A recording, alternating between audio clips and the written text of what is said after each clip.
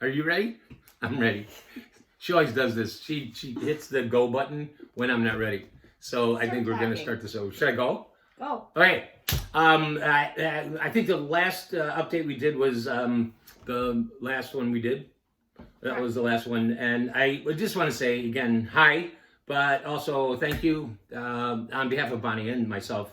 We continue to be really grateful for the prayers and your support and your concern.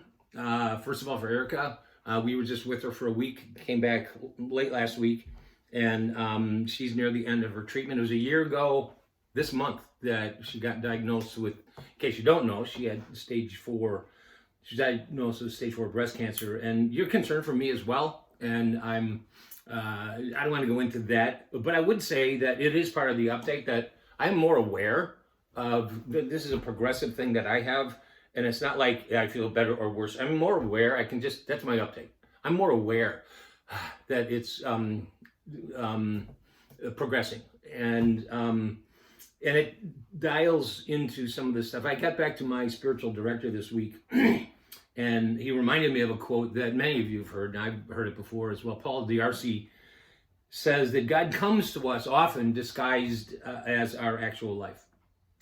I've heard that before, and I know that, but it hit me, even though I've heard it before, that I the way I kind of live, and maybe you as well from time to time, is that if it wasn't for my life, I'd be able to see God. And I'm always looking around my life, trying to get around my whatever. Right now, it's a sense of limitations. If I could just get around that, then I could do this and that, and kind of find my way. So my life is in the way. It's not where I should just settle down and really look at it and feel what I feel, and in that kind of hear God. But because I know I'm prone to that, I've done these things over the years, and one of them in the last several years, maybe 4 years, started before I left Open Door, was doing what I call these not so silent retreats. And the reason it's not so silent is I don't go alone. I bring a friend. His name is Ned Berube, and he talks all the time. He will never shut up. Anyway, Ned Berube, I don't have time to go into it. I met him over 10 years ago at a real significant time of transition in my life. I thought I was leaving Open Door at the time, but I wasn't. But still, I wanted to talk to this guy who was a little ahead of me relative to that transitional thing. He's been in the ministry, a pastor for 50 years, and we just became friends. And he also became a mentor of mine. And when we began to do these not so silent retreats, we go up to a camp in Wisconsin called Oak Forest Camp. It's a conference center, and we have time alone. And then we come together, and what did you hear? And it has helped me hear God. And so here's this thing that has moved into, like Paula DRC's quote about God showing up disguised as my life, because here I am. I went to Ned last week and said, a couple weeks ago, and said, I think it's time again we do one of these getaways, because I am entering another season of discernment. I need to hear. And so let's get away. But what happened was we thought, well, we should bring some people with us. Let's not just do it, you and me. And so immediately I thought of this guy and this guy and this guy. And surprisingly, every one of them said, yeah, I'll come from next Monday to Thursday. This probably will go out Monday. So we'll be on retreat when you see this. And what I want to say about all that is one guy's coming from Salt Lake City.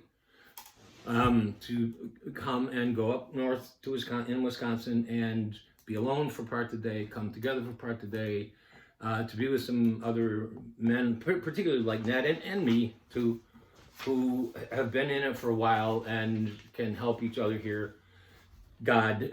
So that's the update. That's the next thing I'm doing.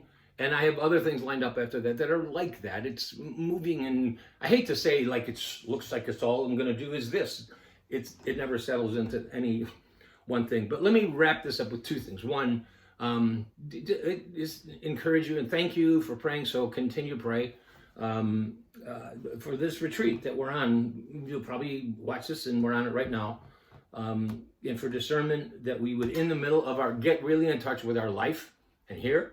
Well, it's time to do that for me, and I think for the guys that we've invited. small group. But the other thing is, you just want to celebrate this with you saying thanks, but because I was able to say to these guys, this one's on TTR. Because of your giving, I was able to say, this particular guy saying Salt Lake City, I didn't even wait for them to go. They probably would have figured out a way to get here, but we're paying for them to do this.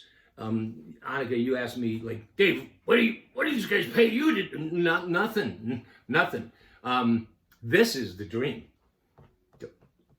Yeah. So the fact that you give and have given when you didn't know what you were given to, just gave to TTR and to me, and you trusted me, and holy cow. So I get to say to these guys, this one's on us.